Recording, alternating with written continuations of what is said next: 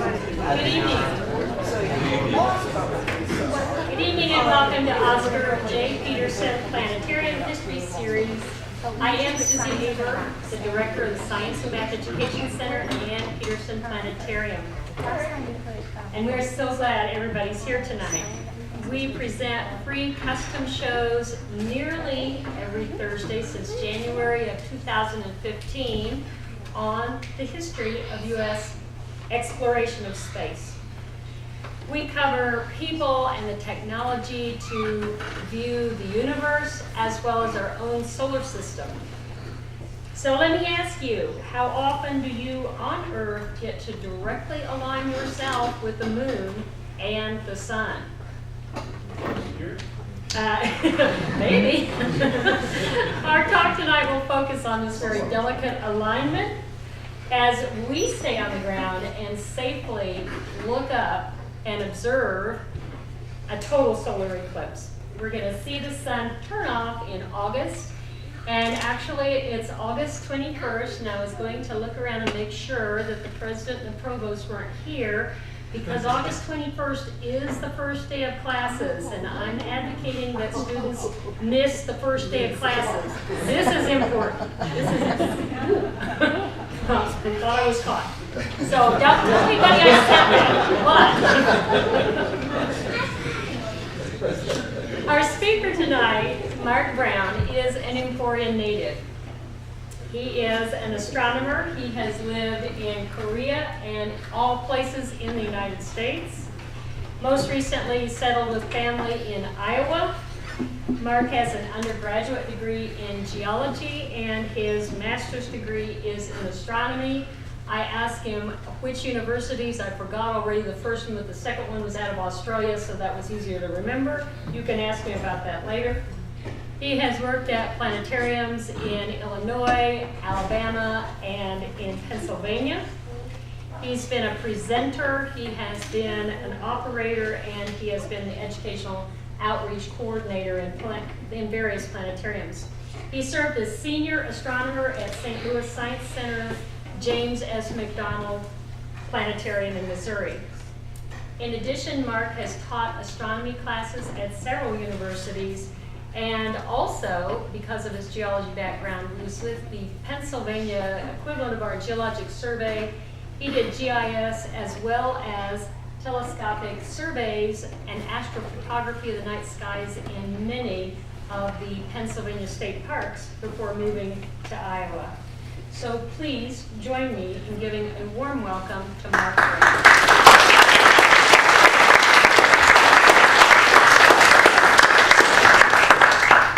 Well, thank you, Dr. Aber, for that wonderful introduction. She's always very gracious to allow me to come down here, and it's a real treat to come down back to Emporia, to see family, to spend time with a couple of friends that I still know and that are in the area, and to hook up with them. But to come down here and to be able to be affiliated with the planetarium and the university is always a great thrill and a real privilege to come down and talk. So, as Susie Aber said, Dr. Aber, we are in this huge preparation period of the Great American Total Solar Eclipse, which will happen in August of 2017, August 21st of 2017. And many people have already asked me, why are you having this presentation so early? Well, I can go back to my planetarium days when I was in St. Louis when I started in 2003. We, at that time, were promoting this total solar eclipse way back then. And when I had to leave the planetarium, we were still promoting it. So I've been waiting for a number of years for 2017. And I can remember, as I was telling one of my colleagues here about the planetarium and the setup, there was a setup procedure with the projector, and it always would flash August 21st, 2017. And back in 2003, it was just a test to get the projector going and make sure everything was operating. And I was always looking at it, and I was like, am I ever going to be around in 2017? Because it was going to be so far away, and now it's here, and I can't believe that it's already upon me, and I'm still trying to get geared up for it and ready to go. So we are going to talk a little bit about the solar eclipse, some of the things that we'll talk about. Eclipse 101, we're going to give you some basic information as to what eclipses are, how do they form, their alignment, and what all goes into this celestial mechanics of eclipses And we'll talk a little bit about lunar eclipses, but most of it's going to be the focus of solar eclipses. And and then we'll talk about what is the big deal. We've been waiting for this eclipse forever, and the United States has been in a drought for solar eclipses, specifically total solar eclipses. And then we'll talk about where you have to be in the prime viewing location of this solar eclipse and where you want to be at. And then especially the resources for safely viewing the eclipse so that no one goes blind, damages their eyesight. So that's some of the things that I'll be going over tonight as we go through this presentation. So the first question is, what is an eclipse? What is an eclipse? Anyone? Any ideas? Sir? The shadow of the moon is going to be on the Earth. The shadow of the moon is going to be on the Earth. So we're going to have some type of obstruction covering the sun. So in basically layman's terms, an eclipse is when one astronomical body obscures or totally blocks off part or all of the light from that object. So that's what an eclipse is. We're going to have some type of blocking out or partial of blocking out of the sun on August 21st. That's what an eclipse is. So how many of you, show of hands, have seen an eclipse? I don't care if it's a lunar eclipse or a total or a solar eclipse. How many of you have seen an eclipse? Great number of hands. So question is, how many have seen an eclipse? Those who have seen an eclipse, was it in the daytime? Raise your hand if it was in the daytime. So a lot of people have seen eclipses in the daytime, and what about at nighttime? And how many have seen both? So we've seen a number of people have seen both. And on the left here we have a solar eclipse, partial solar eclipse going on there. On the right we have a total lunar eclipse. Now eclipses happen all the time. On the average, there are about roughly 2 solar eclipses and 2 lunar eclipses each year on the average. And as you can see here, they look very different. And the biggest thing is there is a shadow that is being cast with both events. So on the left there, we have a shadow.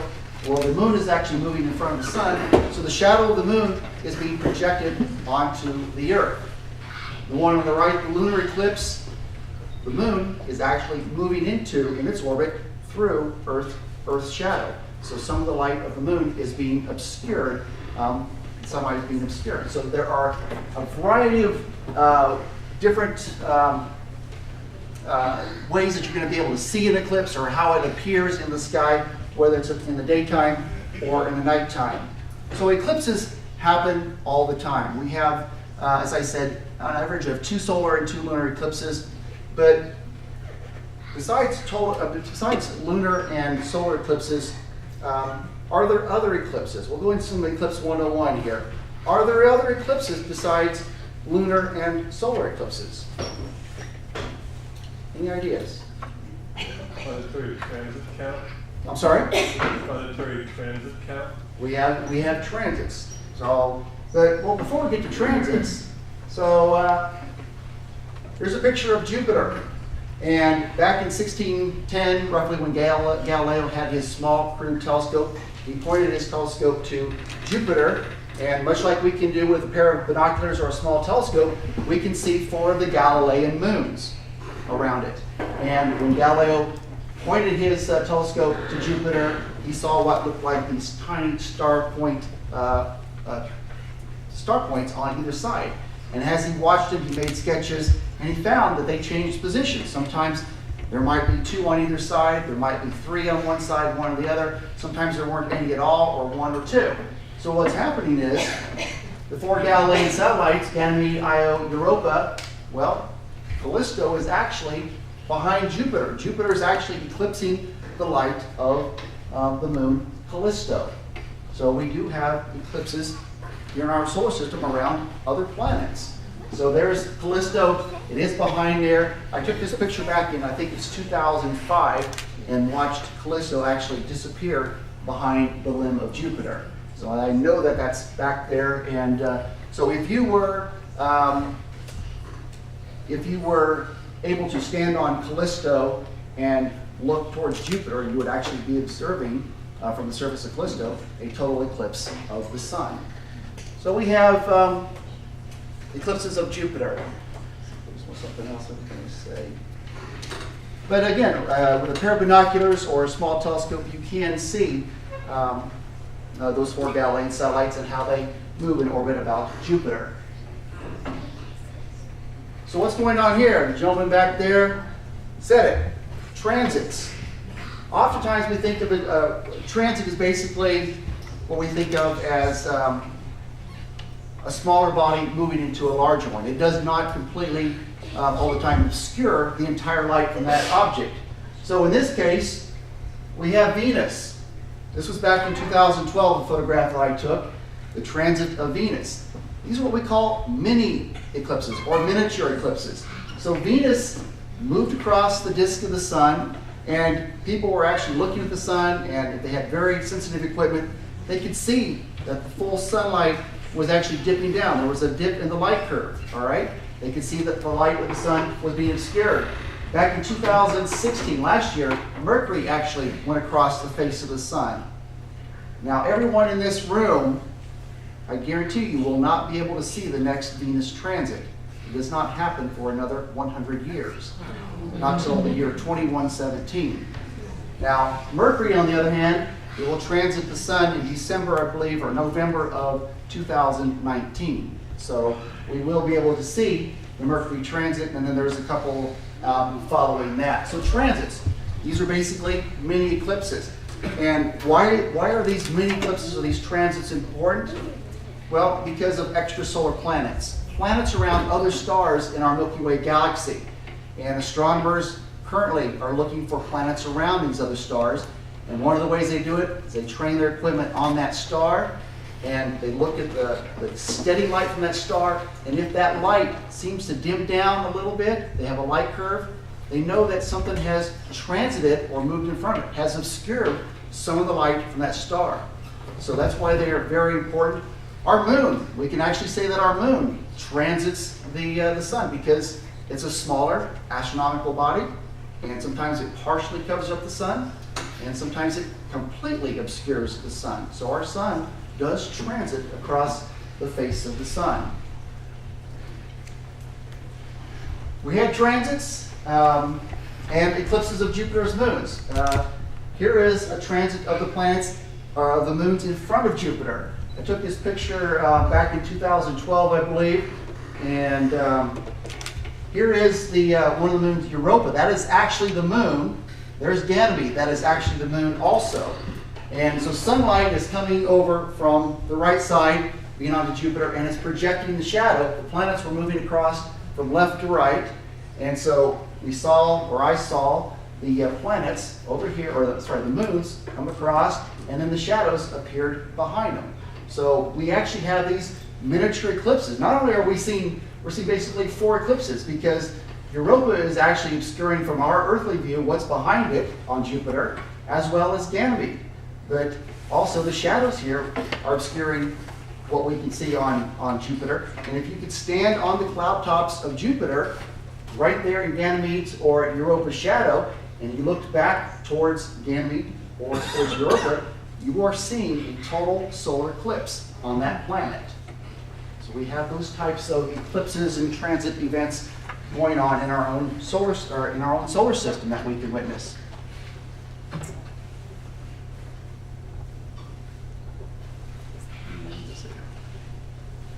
So what's going on here? This was actually earlier this month. Anyone know what this is? What was going on? There's an eclipse about ready to happen here, and it's what is called an occultation.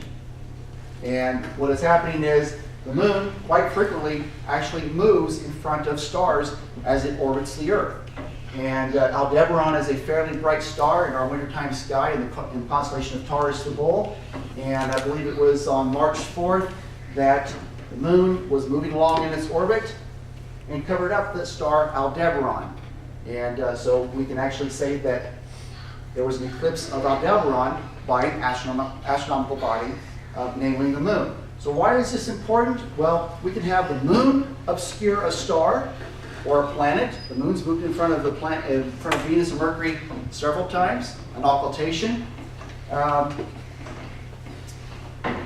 But what's important about this is if a planet moves in front of the star or an asteroid, especially an asteroid, what astronomers like to do is if they know the track of that asteroid, they will try to line up astronomers perpendicular to that line, and they'll have measurements, light curves taken of that asteroid and that star and how much it dips down in the starlight, and they'll be able to map the size of that asteroid that's passing in front of the star, because some of that star is going to be obscured by that asteroid. But the other thing is, if we go back to 1977, astronomers knew that Uranus existed. They were watching Uranus, and they knew that Uranus was going to pass in front of the star, or pass very close to it. So when Uranus started approaching that star, they looked at that very intensely with their instruments, their telescopes, and they noticed that as Uranus got closer to that star, that the starlight started to wink in and out. And there were hypotheses that Uranus might have rings. Well, that's exactly what happened, that the starlight was winking in and out as Uranus got closer to that, in front of that star to move in front of it, that the starlight was blinking in and out because of the obscuration of the rings, basically blocking out that starlight. So that's how Uranus's rings were actually confirmed around that planet. And then when the Voyager passed by in the 1980s, I believe it was 1989, they were able to confirm that there were indeed a number of rings around planet Uranus. So that's why some of these eclipses and these occultations, these transits are important.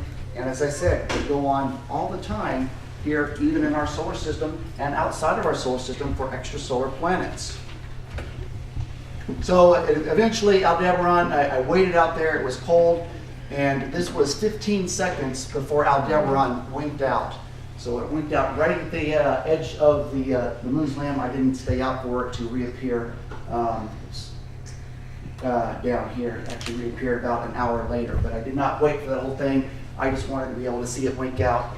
And it is overexposed, so you can see some other stars located near the moon. So even though they didn't say much about this star here, the moon had actually covered up that star, moved across, and then eventually occulted or moved in front of Aldebaran. So a question is, which one gets darker? Which one gets darker? Well, be careful. It's kind of a trick question. You can look at this a variety of ways. So on the left, solar eclipse. Which one gets darker? What gets dark? Think of it as solar, sun, sol. The moon is moving in front of the moon, so the sun is getting darker. It's being obscured. But is the sun really getting darker? The sun's still shining behind the sun, or behind the moon.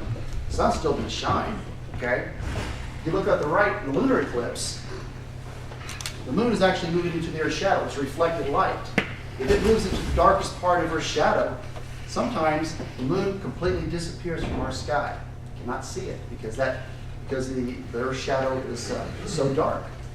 Not unless you take a long exposure photograph, you might be able to get a hint of the light and some of the refraction from Earth's atmosphere, which is causing the reddish color. So essentially, in my opinion, the moon is getting darker during a lunar eclipse. The sun doesn't get darker.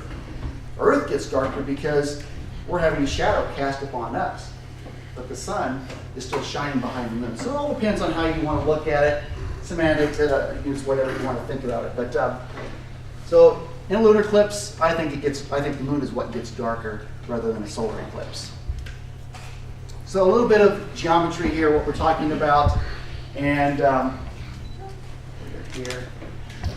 So in a solar eclipse, the moon is at new moon phase. New moon phase meaning the moon's not visible in the sky. And if you look at it, how much of the moon is lit by the sun?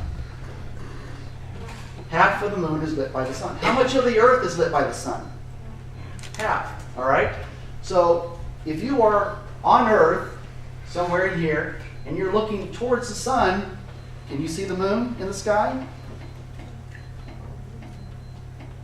Generally, when it's new moon, you cannot. And we'll talk about how that geometry works out. But generally, the moon is so close to the sun in our sky, there's no light falling on this part of it that we can see. All the light is falling on this part of the moon. So we can't see it in our sky. That's why they call it a new moon. There's no moon in the sky. So if you're observing a solar eclipse, here is the daytime side of Earth. So during a solar eclipse, people are observing the eclipse during what time of day? Day or night? During the daytime, right there. Okay? Now if we go back to a lunar eclipse, here's the Earth. It's half lit, sun's shining here. And if the full moon, if it wasn't in the shadow, how much of the moon is lit? Half of it. Okay, it's the side that is facing towards Earth. And so if you are on the nighttime side of Earth here, you're the ones that are being able to see the full moon in total eclipse. All right? So you can see that when you're looking at a solar eclipse, which shadow is larger? The moon's shadow or the Earth's shadow? The Earth's shadow. So it is so rare to see a solar eclipse oftentimes because the shadow of the moon is much smaller, and oftentimes when the moon transits in front of the sun and casts its shadow, the shadow of the moon actually falls in the ocean regions where there is no land. So oftentimes it will go from maybe one side or one edge of the continent to the Atlantic or Pacific Ocean to the other side, and the only people that are going to be able to see that eclipse are those people who are on cruise ships or sightseeing cruises in the ocean to be able to see that solar eclipse. So that's why it's a bit difficult, because it's just a small shadow falling onto planet Earth. So that's why, even though solar eclipses are rare, solar eclipses actually occur more than lunar eclipses. And that has to do with, because if the moon is here, it can touch any part of the Earth during an eclipse, whether from here or to here.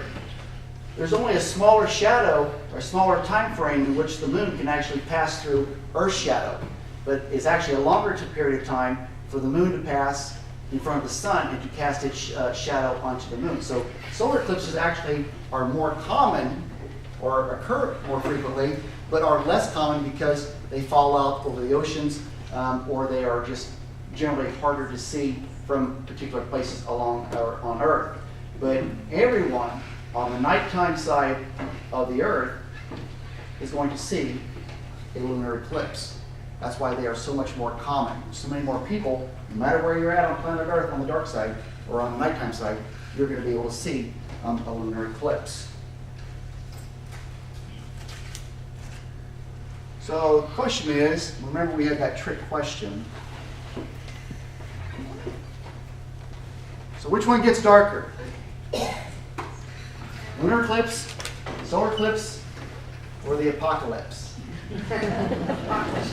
I guarantee you that this would be a very, very bad day on Earth. The sun came between the Earth and the moon. So how are we going to look at it and say, so which one gets darker?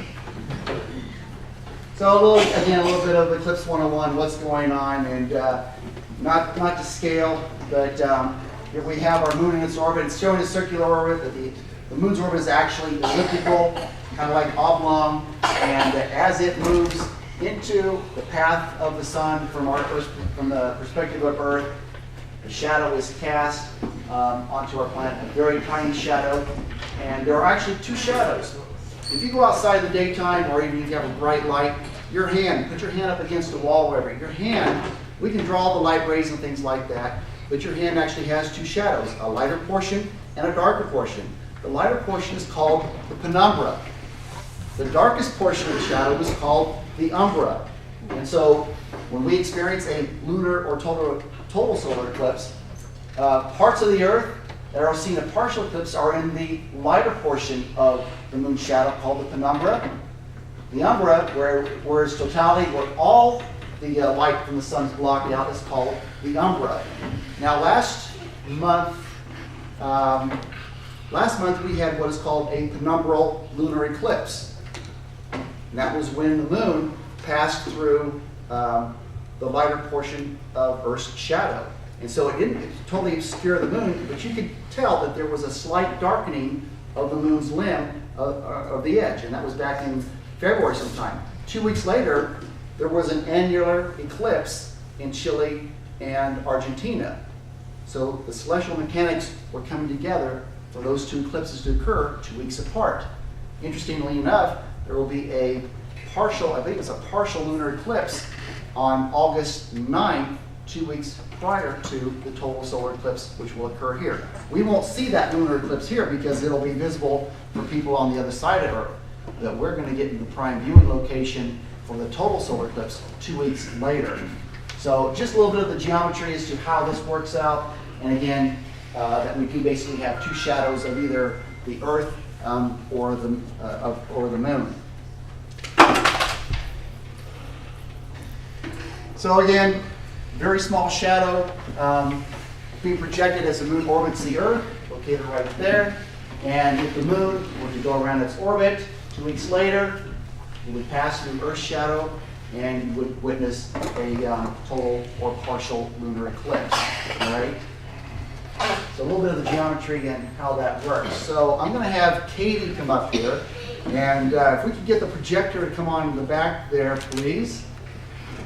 Katie has kindly volunteered to help me out to make our own demonstration here in the planetarium. So we're going to take our yardstick.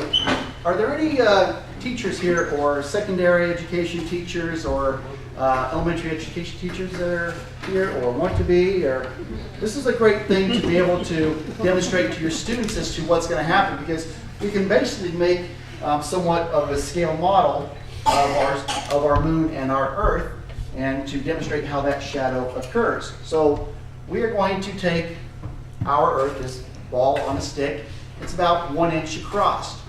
Now the Earth is roughly,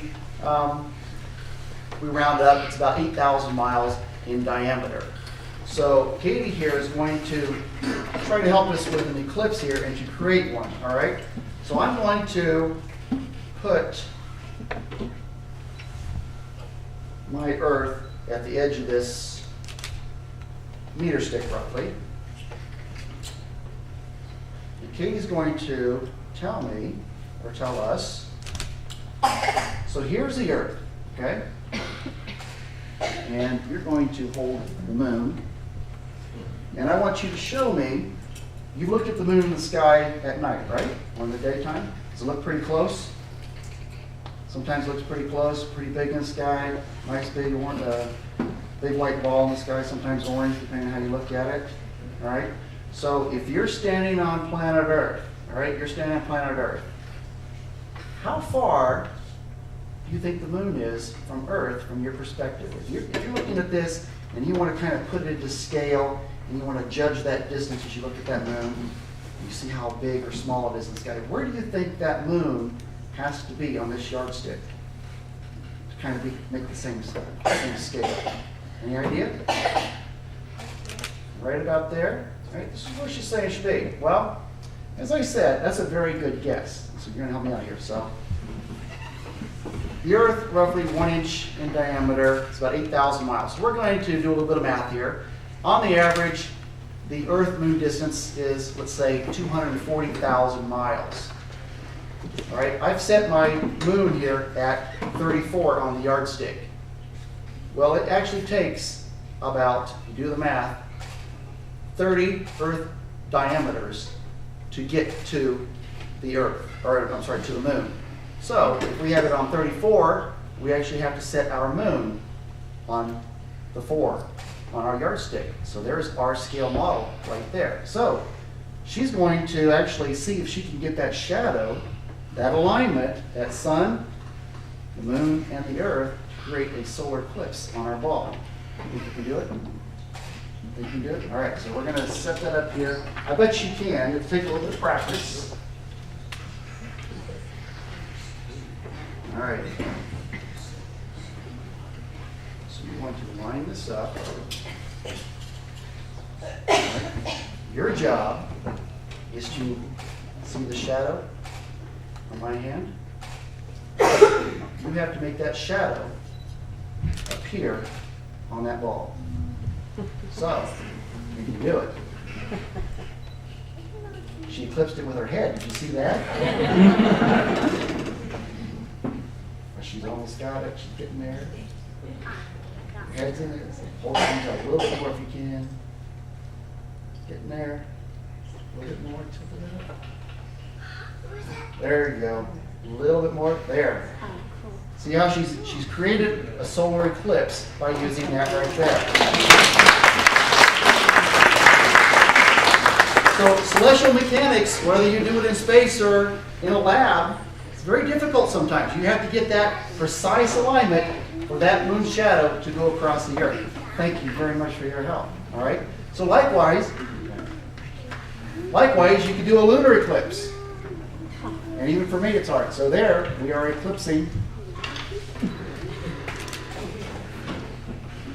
The moon would pass through Earth's shadow. So that's a little bit of demonstration that you can do in your classroom to find out what's going on. Can you use our projector?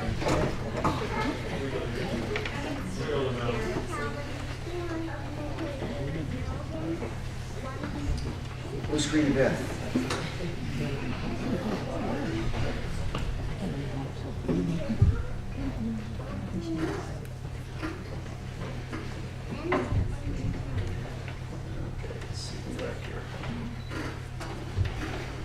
All right.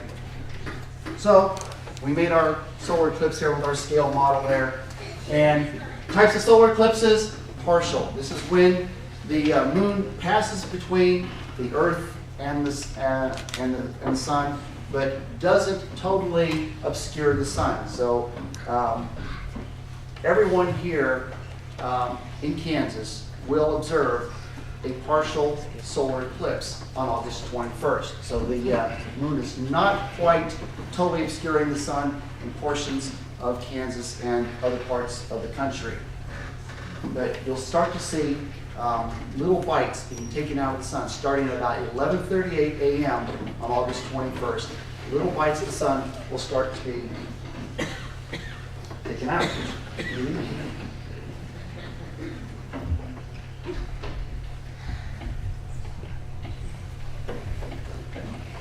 See what happens.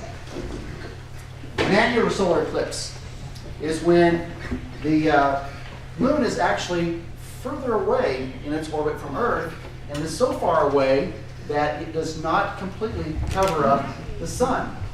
So in some instances, as I talked about, there was an annular eclipse in Argentina and Chile last month after the lunar eclipse. And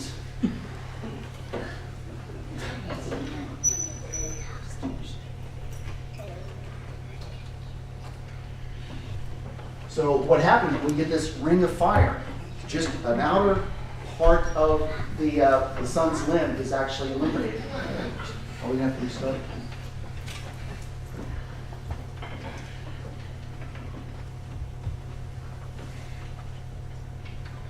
She knows all the magic, so let her work it.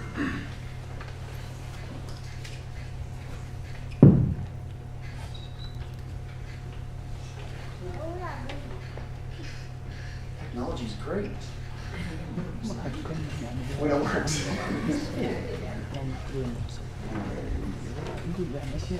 All right. So, let's see what happens here. So, we have this ring of fire, and this is when the moon is so far in this orbit, what we would call apogee, when it's one of its furthest points away from the Earth, that we actually get this ring of fire around the sun, where just the outer limb is actually visible. And so what you're seeing right now is actually a new moon. You're seeing the unlit portion of the moon facing Earth. So a total solar eclipse or any solar eclipse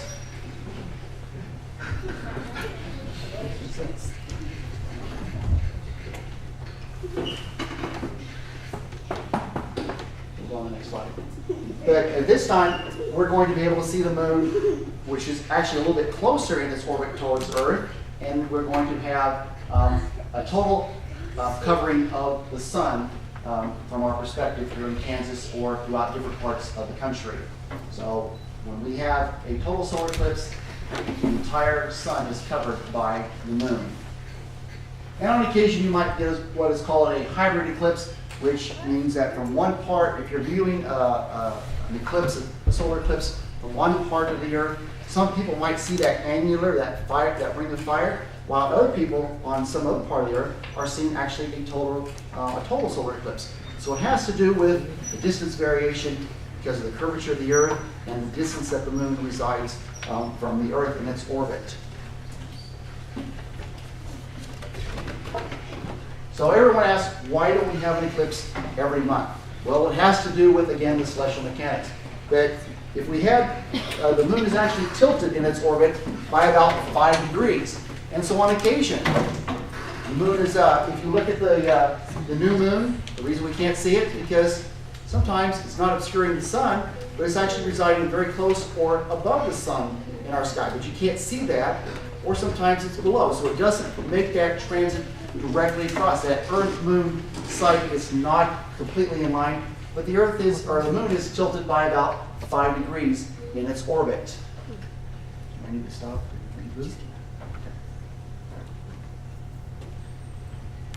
So there are, I'm not going to go into a lot of detail about nodes, but this is the path, or we call it, this is Earth's orbit, and as Earth orbits the sun appears to move through the sky along a particular line called the ecliptic, or the ecliptic plane. And a lot of us are familiar with the ecliptic plane because that is what we call what passes through the zodiacal constellations or the zodiac constellations. So the sun appears to move through a series of 12 to 13 constellations during the course of the year. But all the time, the moon is orbiting the Earth, and during that tilt, sometimes it has to cross that ecliptic plane. And when it does, it crosses what is called a node, that exact Earth-Sun-Moon alignment, and that is what creates either a lunar eclipse or a solar eclipse. So in this part here, the moon is crossing that particular portion or that plane along the ecliptic plane, or the ecliptic, and it is obscuring the sun and projecting its shadow onto the Earth. And 2 weeks later, it might move around, move into Earth's shadow, and we would experience a total lunar eclipse or partial lunar eclipse. So that's why we don't have eclipses every month. It's because of that tilt of the moon's orbit. So what's going on here? I put these pictures up here because, and although they are depicting a lunar eclipse, these pictures were taken 3 years apart. This one here was taken in 1997. These are both total lunar eclipses. This one was in 2000. Same equipment, same camera, same everything. But what you notice is that, and I have not changed the sizes or anything like that, these are the actual photographs.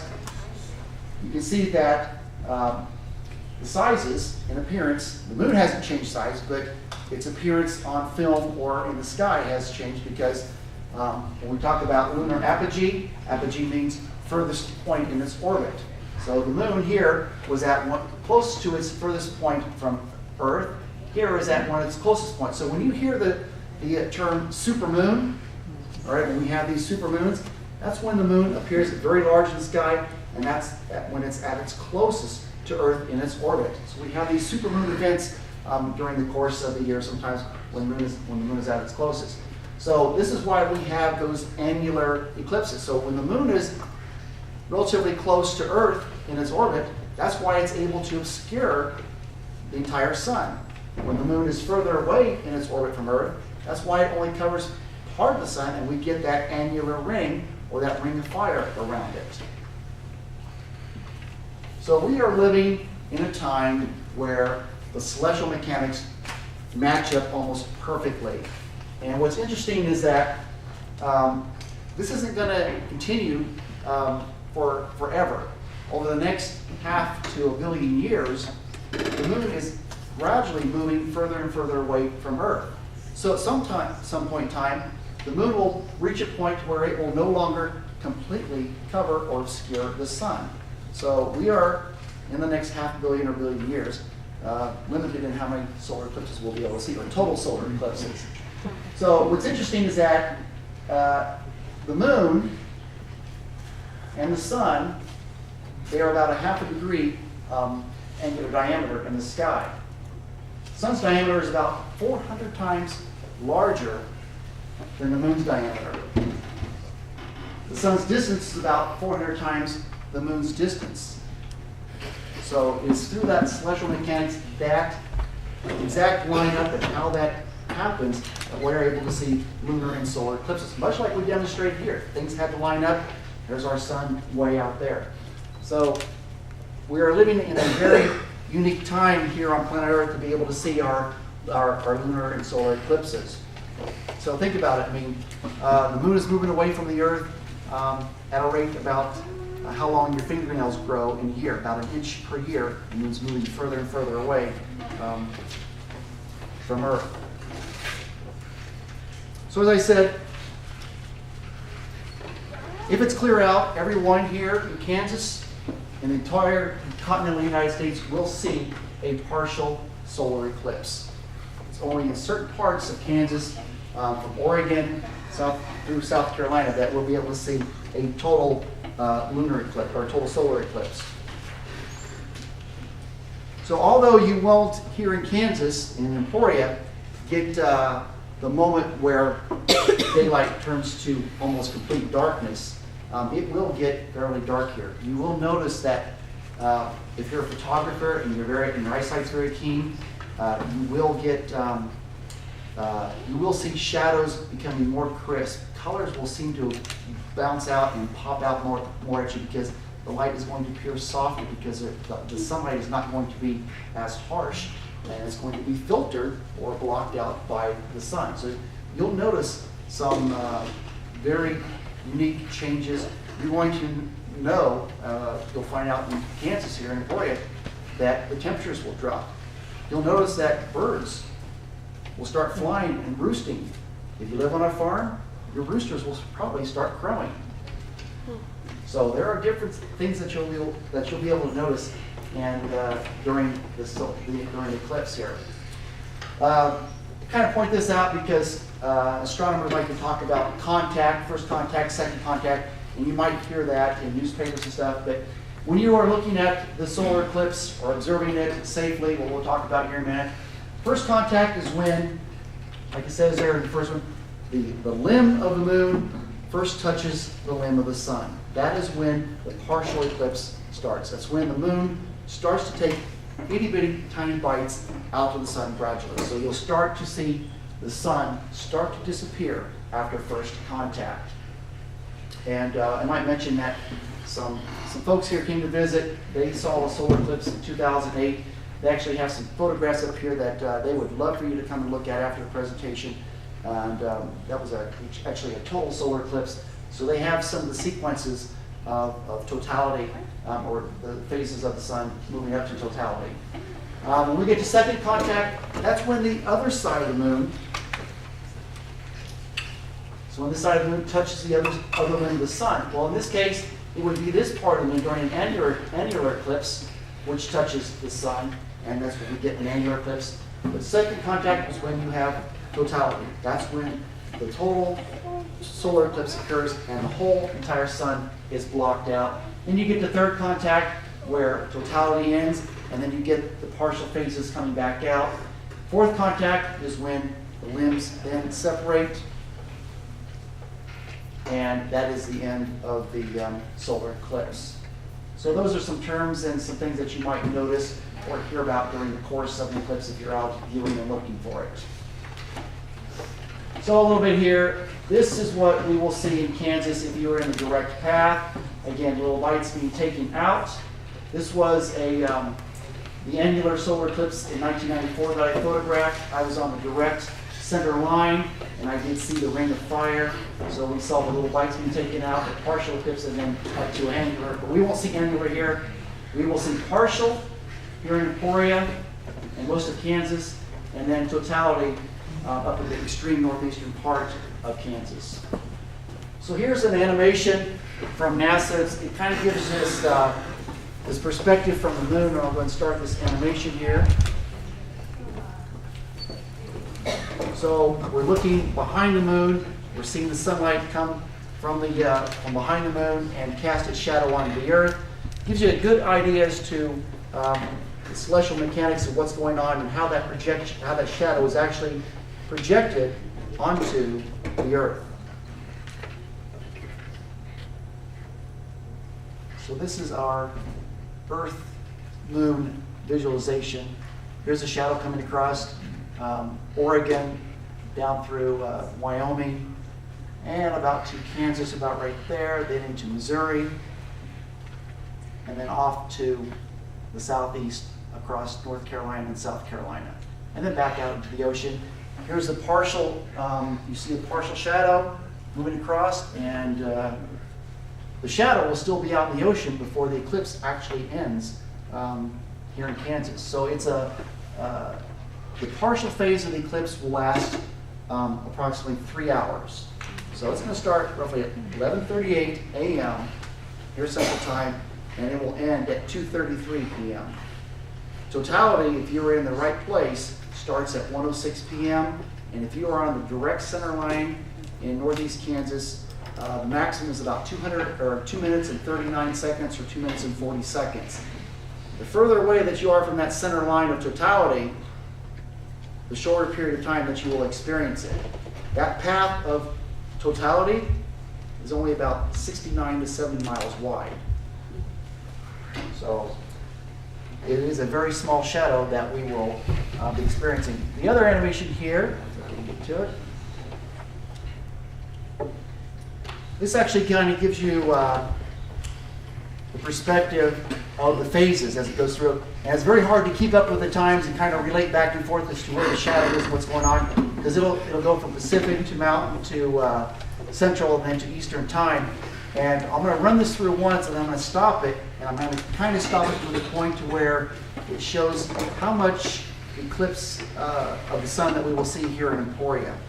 It's not very much, but keep that perspective there. So here's the partial eclipse starting, and there's the main part of the shadow hitting Oregon, Salem. There's totality right there, moving just north of Boise across to Casper. It's going to go south of Omaha into northeastern Kansas, right through almost metropolitan Kansas City, south of St. Louis, Nashville, and you can see how now it's past. We are coming back into the partial phase. It's already out over the ocean. We are still in partial phase, and at 2:33 p.m. Central Time is when the eclipse ends. Still going on for these people out here. Now it's you're not going to be able to chase the shadow. The shadow is going to be moving at roughly 2,000 miles per hour. It's not like you can chase a Kansas tornado. You're not going to be able to do it. So let me go back and we'll start this again, and I'll try to stop it to the point to where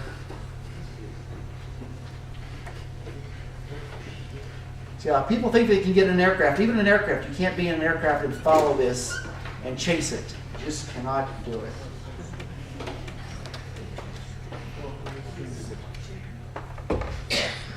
So from Emporia, that is about how much the sun will be eclipsed. And here we are at 1:03 p.m. Central Daylight Time, just a few minutes before totality as it crosses the Kansas-Nebraska border. So it will be noticeably darker here in Emporia, and even though you're not going to get the full extent of the eclipse here in Emporia, even at 96%, you cannot look directly at the sun. And that's why we gave you the glasses, so that if you choose to stay in Emporia, that you'll be able to use those solar viewing glasses to safely view the entire eclipse. So let that play on through. So 1 hour and 33 minutes from coast to coast. 1 hour and 33 minutes. But the overall eclipse from start to end is about 3 hours. So it's a really cool animation. You can look up these animations and other animations on these websites. If you just go to, if you just Google NASA 2017 eclipse, you'll come up with all sorts of information. I think we've included on some of the resource information that we provided in the back. So even from the International Space Station or from satellites, astronauts in space have actually seen the moon's shadow projected onto the Earth. So it is something that satellites and photographed from space, astronauts have seen it, and I'm sure that they'll be doing that during the August eclipse. So that's the Eclipse 101 portion, long kind of drawn out. So what is the big deal about this solar eclipse? Well, as I said at the beginning, we're kind of at a drought. We're kind of in a drought. The last time a total solar eclipse touched U.S. soil was back in 1979, February of 1979. It's been 38 years since we've seen, or some portion of the United States has seen, a total solar eclipse. How many people saw the 79 eclipse? From Kansas or elsewhere? I was in grade school. And I remember that for some reason they wouldn't let us go outside, but I remember looking out the library windows and it was noticeably darker here in Kansas. So, it's been a long wait. February 16th, it was only a partial eclipse here in Kansas. It was only Washington State, Idaho, Montana, and North Dakota and Canada that saw the total solar eclipse of 1979. All right? Last time, 99 years ago, Kansas experienced a solar eclipse was June of 1918. 99 years. That eclipse went from coast to coast, somewhere around Oregon, Northern California, I believe, down through just south of Dodge City, and out through Florida, I believe.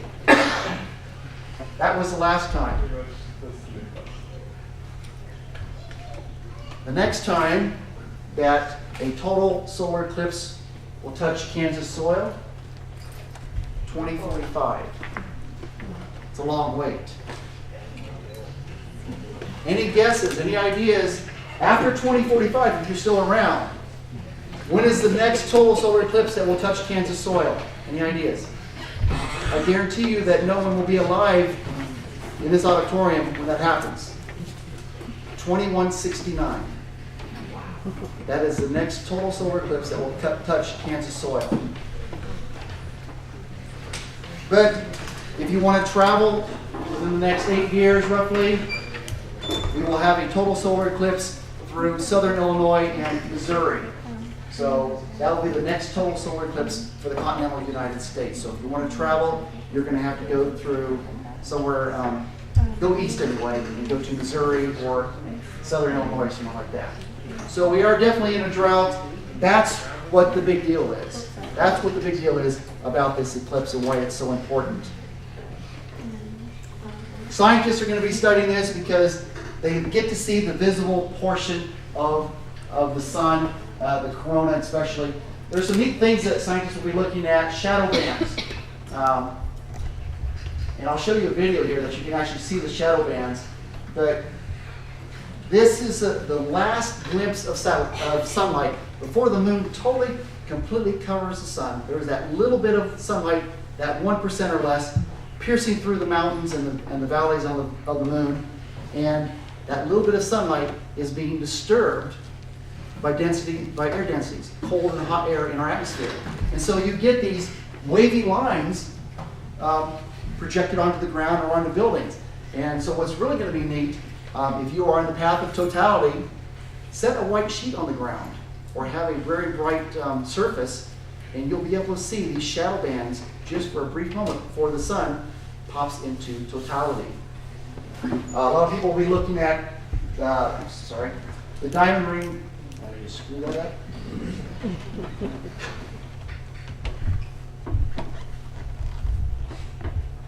People will be looking at the diamond ring effect. It's one of these neat photographic things that you get, and it's the last glimpse of sunlight before the moon obscures it, and so it actually does look like a diamond ring. Bailey's beads, Francis Bailey back in 1836 first observed these, and these were little tiny pinpoints of light.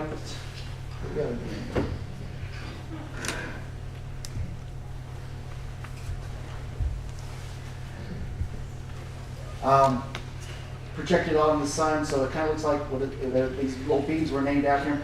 Scientists are going to be studying the sun's corona, and we do have a satellite, there are several satellites in space, one called SOHO that completely obscures the sun.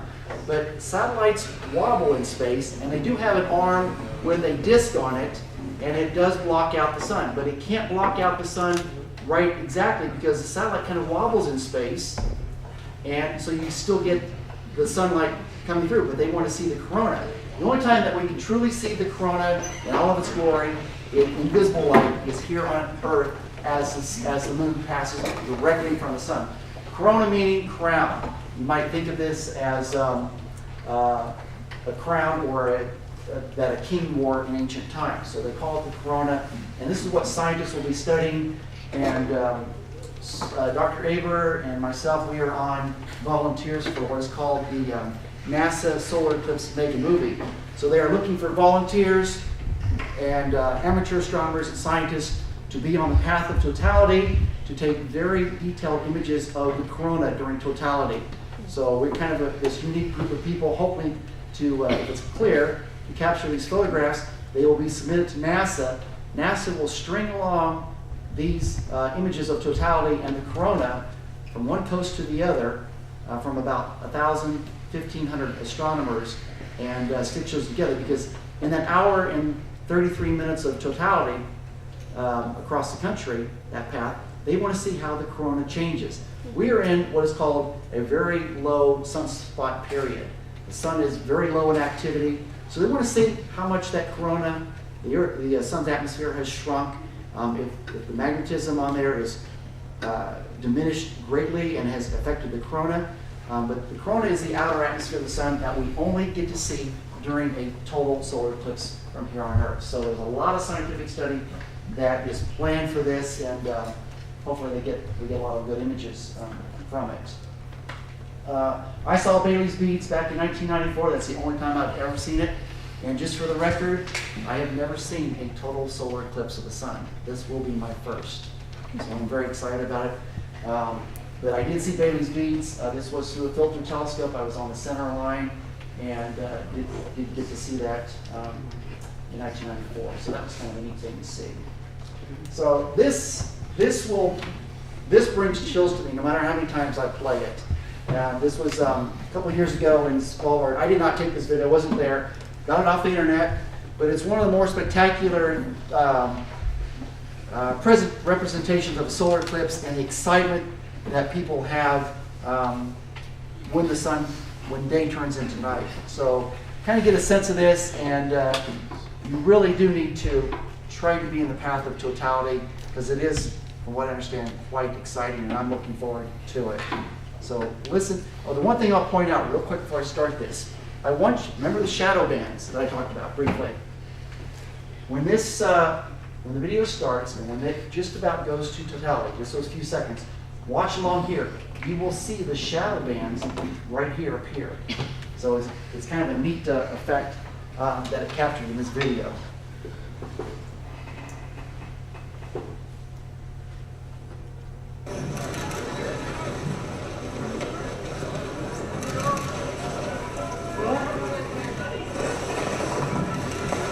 It was cold there, guarantee it.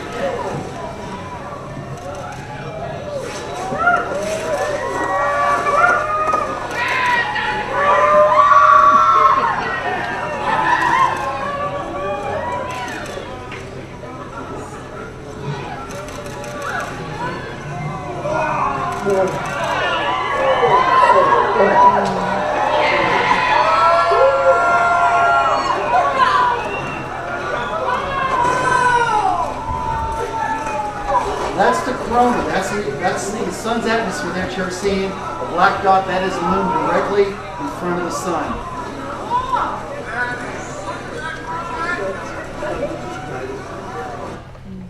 Now, here in Kansas, if you were on the path of totality,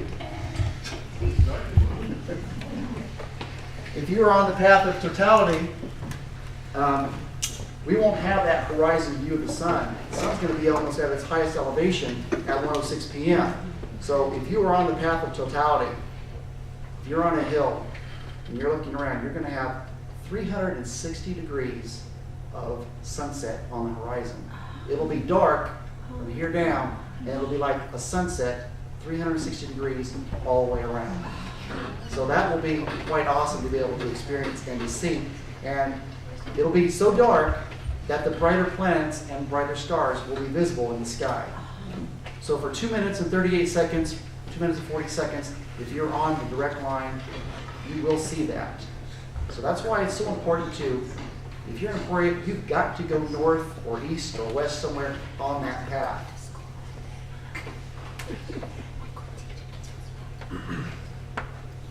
So again, Kansas will be roughly, most of it, 90% coverage. You need to be along that red strip to see the total solar eclipse. Anything outside of that, you're going to see a partial eclipse. It'll still be spectacular from here in Emporia, but you're going to have to get out of Emporia to the north to be able to see totality anywhere along that line. So if you have friends, if you have relatives that live in the path, make reservations. Tell them you're going to come visit. Take that vacation. Do you have a question, sir? How much do you have there for total eclipse? Is it too wide and 5 miles wide? This here? Well, yeah, it's about 70 miles wide. Or 7? 70 miles wide is about the path. Yes. Yeah, it's so from coast to coast, about 70 miles wide, roughly. So that's where you've got to be. You can see the coverage.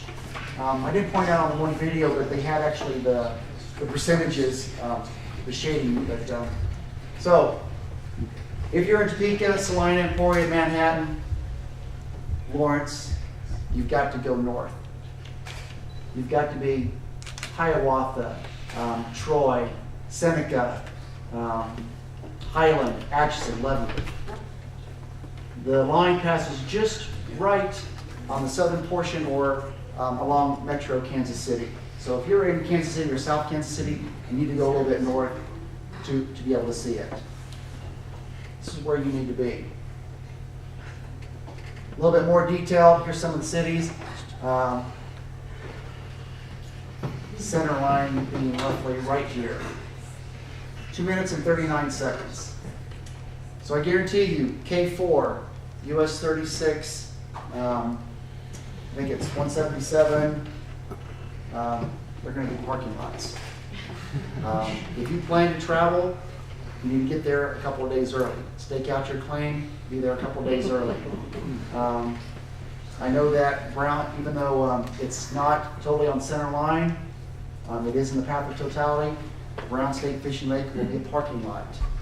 You plan to go there, there are places to set up, but you better be there well before the weekend to set up if you want a good place to view.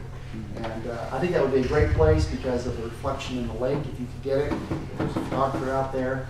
But anywhere in this yellow area is where you will need to be to see a total solar eclipse. As you can see, if you're right on the line, I guess this is Horton, you still need to go 5 or 10 miles north, or even that, north of there to get total. And you're only getting it there, at best, going to get 20 seconds of totality. So that's where you need to be. And I think they said that, if I'm not mistaken, the entire totality path, the main center line through Kansas, is only 40 miles. So the shadow itself is larger than the path through Kansas. So that is a representation of how much will be obscured here in Emporia. I can't stress enough that even at that percentage, you cannot look directly at the sun. You will cause damage to your eyes, if not blindness. So I cannot stress that enough. But it will be a very thin, slender crescent here in Emporia. Still spectacular, but go north. Go north. So, might be able to appreciate this. Love is like a solar eclipse. Breathtakingly beautiful, absorbing, and capable of bringing you blind. So a little bit of humor. A little bit of humor there, but it is true. It is true. No matter how you look at it. So we've gone through all this. So try to give you a few ways to be able to safely view this total solar eclipse or partial solar eclipse, depending on where you're at. The safest way to do this is to, if you don't want to go anywhere, if you don't want to travel, if you don't want to fight crowds, get on your home computer, your mobile device. There will be news stations, CNN, there will be NASA websites. streaming this live from coast to coast. So the safest way that you can do this, because you don't have to have any eye protection, sit in your home on your mobile device and watch it in the comfort of your home. View a live streaming event. If you don't want to risk eye injury, that's the best way to do it. We can talk about projection of image through pinhole and other tools, and we can also talk about some direct viewing methods. So we'll go through some of those, which kind of get an idea as to how to view this. Easiest and safest way, pinhole projection. As it shows up there, you can take your hands, put them together. We're going to have a sun that is very high in the sky. If you have a nice tall tree that's got some leaves on it, stand under that tree, and that's what you're going to see on the right side. You're going to see these little itty bitty crescents, or lights taken out of the sun, down to a very tiny crescent here in Emporia. Get those pictures. Those are memorable pictures to get. Pinhole projection. It's the easiest method. When I was a kid, no one could ever figure this out, and everyone, basically what you do is you take two cards, white cards or whatever, take a needle or a pin, pinhole. You want to stick a pin right in the middle of one of the cards. You're going to take a second one. You're going to put your back, your shoulder, towards the sun. You're not going to take that pinhole and look up at the sun. No, don't do it. All right? You've got a pinhole in here. You've got another card. Put your back to the sun. Put that card there. Put the other one, the white one down there, or another one. The sunlight will pass through that hole, and you'll be able to see a dot on this card here, and you'll be able to see the lights being taken out of the sun. You will see it go through partial eclipse here in Emporia. The only time that you'll be able to look at the sun directly, if you're on the path of totality, is during those 2 minutes and 39 seconds, whatever. At that time, you can turn around and you can look up and you can see the corona. Once that moon starts to move off the sun, you have to go back to this. That's the safest way, other than live streaming, to be able to do that. If you have a question, sir. I like to use the cardboard box. Okay. Put the box over your head.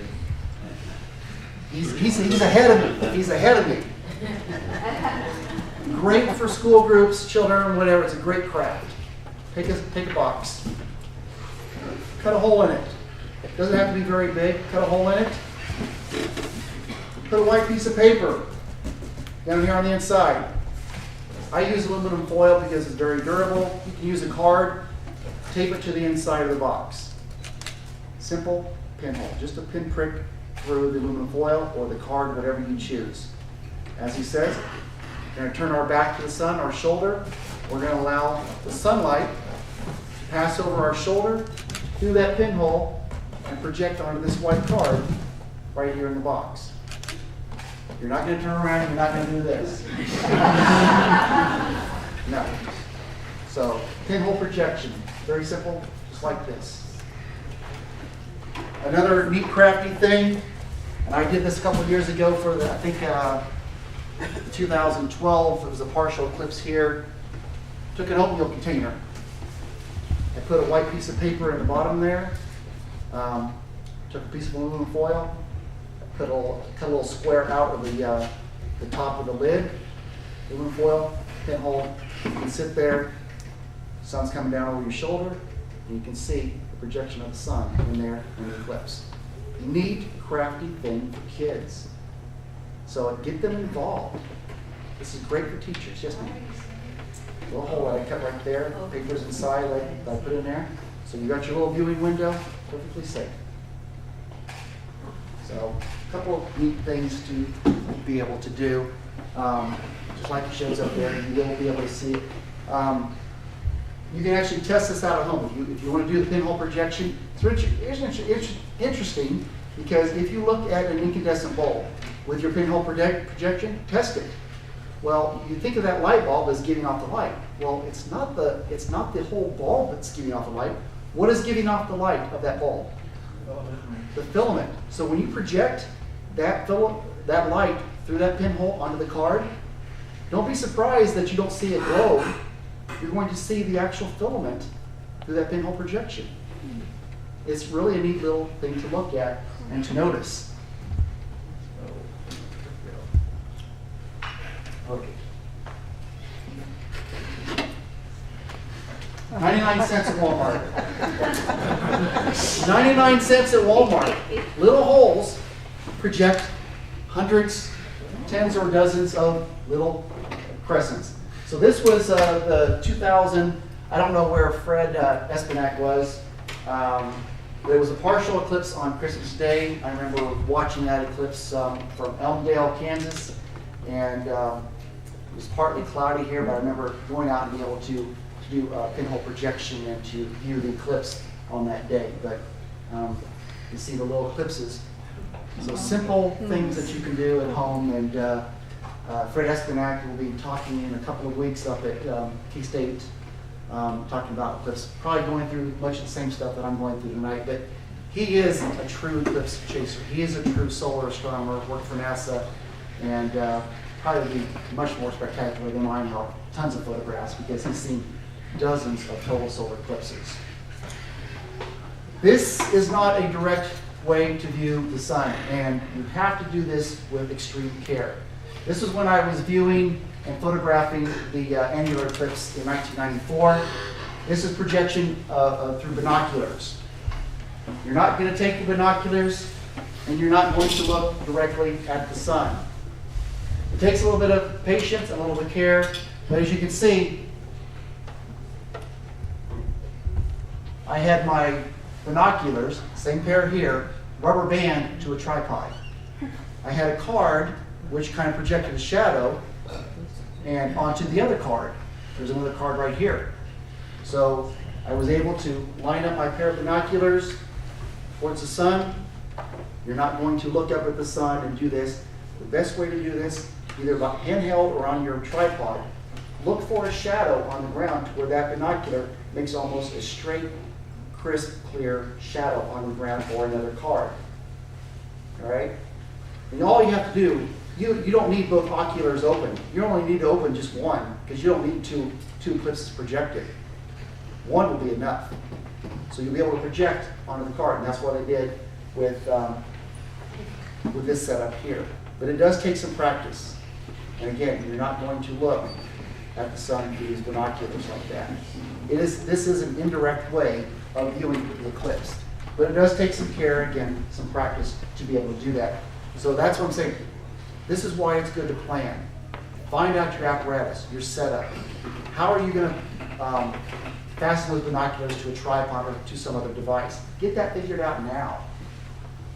I built this device, just a board, a viewing card, one ocular open, creates a shadow, dark shadow here, projects through, right there on that card. A variety of ways that you can do that and do it safely. So again, this is an indirect way of viewing the eclipse. And again, never, never, never look at it through binoculars. We have an example of a sunspotter here. You can take this device, you can move it to the latitude of the sun. It will safely project an image of the sun. You'll be able to see it from partial phase through totality or wherever you're at, just by using these simple solar scopes or sunspotter devices. And again, these are indirect ways. You're not looking directly at the sun. They are perfectly safe. It's interesting, if you read up on solar eclipses, India, there are places in India that prevent people, tell people stay inside, that during the solar eclipse, there's extra radiation being projected down because of the moon covering it. That's not true at all. It's no different than your sun, than your hand covering the sun. You're not getting any extra or less radiation necessarily. You're just obscuring or blocking out the sun. So go out and observe it and have fun with it. We gave everyone some solar eclipse glasses. These are perfectly safe. And you do not have to wait till the eclipse, until the eclipse to use these.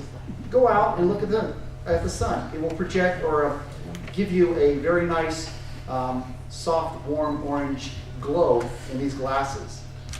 You can't look at them. You won't be able to see anything else around you other than when you look up at the sun. But they are perfectly safe. If there's a large sunspot on the sun in the coming months, you can see the sunspots on the sun safely by using these glasses. So they can be used anytime, safely. I have what are called solar viewers. You can actually purchase these as well, simply by holding this a little bit up to your eyes. and then you look up at the sun. Don't look up at the sun and then put it in front of there. It's not safe. It's not safe. You will burn the back of your retina. Welder's glass. If you use a welding helmet, it's very important that you know that you have a number 14 welder's glass. Not all welder helmets have number 14 welder's glass. You have to make sure that somewhere on there it should say stamped that it is a number 14, or have a manufacturer look at it or tell you if it is or isn't. You cannot take two number 7 welder's glasses and put them together and look at the sun. It has to be a number 14 welder's glass to safely view the sun. You cannot use sunglasses. I don't care if they're polarized or if you have multiple layers or if you take trash bags and put them one in front of the other, black trash bags, it's not safe. The glasses are safe. The indirect methods, the welder's glass, number 14, that is the key. That's what you have to have to be able to safely view it. And you'll get that nice green hue. It's not photographically, it's not good optical glass for photographing the eclipse, but it will give you a nice image. And I'm going to promote Emporia Welding Supply because I've been working with them. If you don't have glasses or if you have friends and they don't have glasses, get number 14 welder's glass. Ron Coleman at Emporia Welding Supply is working at getting 4x6 glasses and 2x4. And what I would recommend is that if you get a piece of that glass, take some of the thick Gorilla tape or duct tape and tape it along the edge, kind of create your window, but it also prevents you from scratching or cutting yourself from the glass itself. So that you can hold it up, much like this solar viewer, and you have this nice window to look through to see the eclipse. But it has to be number 14 welder's glass. This is the website there. You can Google it. If you Google sun funnel, I made this for the Venus transit, and it's basically if you have a refracting telescope. You have a refracting telescope. All it is a funnel from your automotive parts store. It's a funnel for oil or whatever fluids. There's a special filter or a special material. It's kind of a rubbery material here that you can order, and some clamps and an eyepiece if you have a refractor telescope. And so you can build this by the instructions on there. Very simple. It takes maybe an hour to build. You get everything all lined up and everything.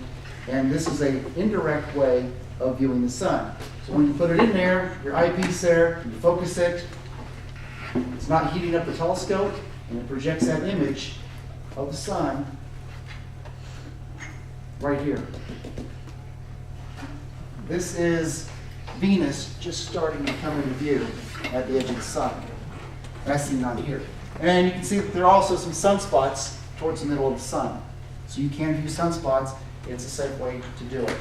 That is an indirect way of viewing the sun and this eclipse.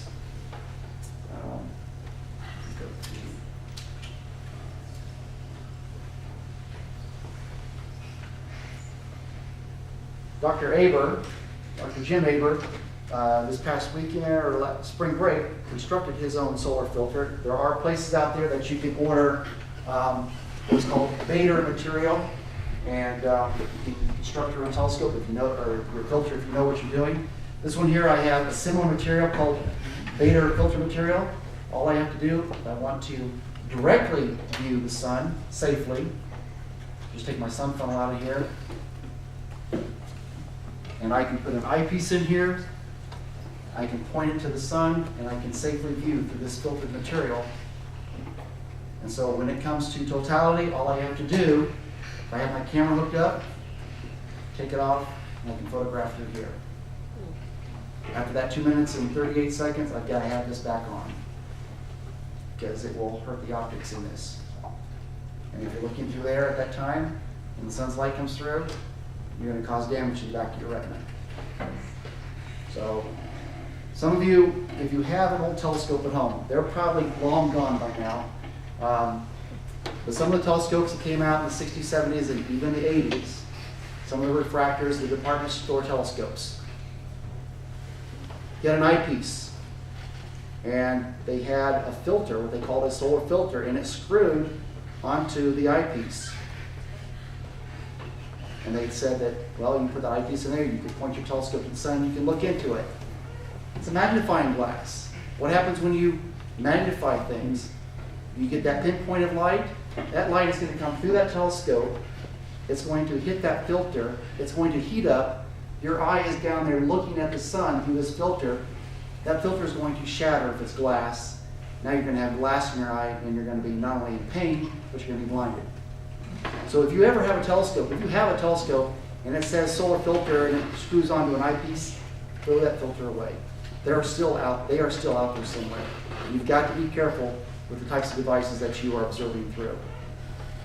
So very important that you take those safety precautions, that there are ways to safely view directly through whether either metal, they have filters that are metal coated, and also this bigger filter material or the similar material that's on here. But do not take your refracting telescope and think that you can point it to the sun and look in it with this. It's going to come right through the glass. It's going to melt your glasses or catch them on fire and then go through your eye. Don't think that you can put this in front and do the same thing. You're not going to be able to do that. It's not safe. You're going to have a piece of material or a filter that's large enough to fit the aperture of your telescope. What's up with the welder's glasses photophonic telescope? I'm sorry? What if I take that number 14 welder's glass, put that in front of the telescope, and that's all I've got? What I would recommend is that you have a way of securing it on there, somehow either tape it on there so that it doesn't fall off. It's not optically the best, but you'll get a nice image. But if you have a way of securing it to the front of your aperture, yes. With binoculars, as I said, you should not be looking directly at the sun, but there are manufacturers that have filter material, glass or mylar filters, that fit directly over your lenses. And you can directly view these eclipses with that particular filter material. We're getting there, we're almost done. So, if this is your first solar eclipse and you want to take photos or videos, the best advice, this is my first solar eclipse I'm going to photograph because I have photographed multiple eclipses. Not a total, but I'm going to be ready. But the best advice, if you've never ever photographed an eclipse before, don't. Go out and observe it. It's going to go fast. 2 minutes and 38 seconds if you're on that path is not very long. Sit out there and enjoy it. And there's some folks here that have seen the total solar eclipse as well as others. They can give that testimony as to what they did or didn't do and how they enjoyed it and things like that. So again, starting at 11:38 p.m. or a.m. August 21st and through 2:33 p.m. That's where you need to be. So plan ahead. There are no hotels available in that path. Wow. Hotels are gone. If you have a hotel, you're lucky. RV parks, they're already filled up. St. Joseph, Missouri, they're closing down their airport. They're expecting 200,000 people on the grounds of the airport. So everything along that path is going to be, that's why I'm saying plan ahead. If you know friends that live in the path, get there a day early, be set up, be ready to go, enjoy, get your lawn chairs out, enjoy the eclipse. Bring friends and family. This was the eclipse of 1918 that passed through Kansas. Not a good thing. Yes, this is what you need to do. No, don't do it. Don't do it. Doesn't explain a lot, though. The other thing is, when we're talking about, remember the pinhole projection, the colander, and things like that? Take a big billboard, a big piece of cardboard, poke multiple holes in it. Make your own message. Kansas 2017 solar eclipse. Have multiple projections onto the ground and take a picture of it. I would love to see a picture of someone with a big piece of cardboard with some message on it. All right, and you project it onto a wall or the ground and take a picture of it. It's a great memory tool or a memory thing to be able to go out and do that. Time capsules. If you're on the path of totality, write a letter. Take photographs, if you can, of the surroundings. Put it into a time capsule, bury it, whatever. Wait till 2045, maybe your grandchildren, children, whatever. You open that time capsule up, you'll be able to see what you were doing however many years ago that is. Right? So it's a great opportunity to get to the path of totality. If not, stay here in Emporia, you'll still have a great view and be able to enjoy it. So I think that was probably roughly my last slide, other than some resources. And so these are resources that you can use, websites that you can go to, a variety of videos, observing aids, tools, or you can purchase other materials, tips and tricks, things like that. So with that, I greatly appreciate your attention and your time tonight. I hope you learned a little bit and that you enjoyed it.